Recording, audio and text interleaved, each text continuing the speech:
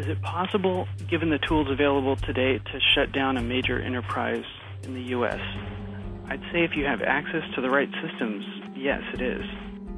I'd say the threat is very real. I think it's even happened before, too. I mean, it happens all the time to lower-level ISPs. In fact, ISP I've been doing business with recently actually just got hit with one the other night and knocked half their servers offline, and they'd bring them up and they'd knock them down again. Most people that engage in it do so for a level of personal satisfaction or revenge, but there's also the, industrial espionage. There's always people willing to do it for money.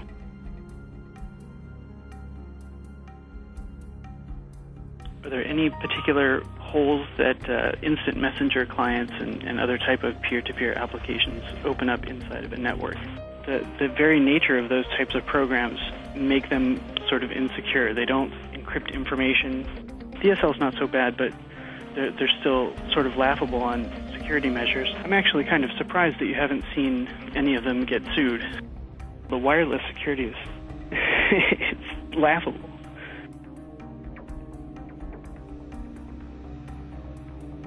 When I heard the other day about the 500,000 botnet, that kind of boggled the mind. You do a little bit of math on that, and 500,000 machines, each sending out 64K packets to a host forever, do the math on that, and you realize the size of the pipe you'd fill up real quick.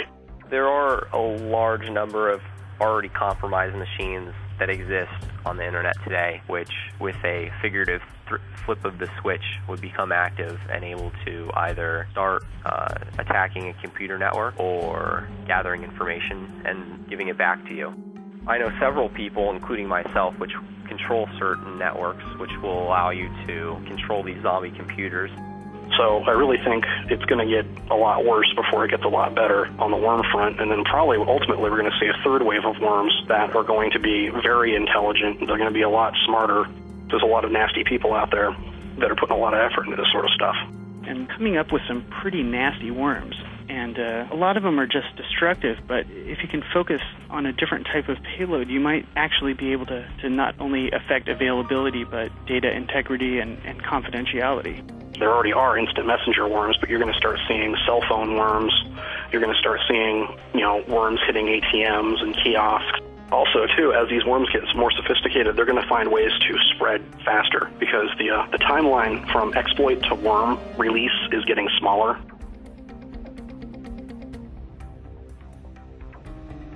I am able to walk into almost any company in the United States today.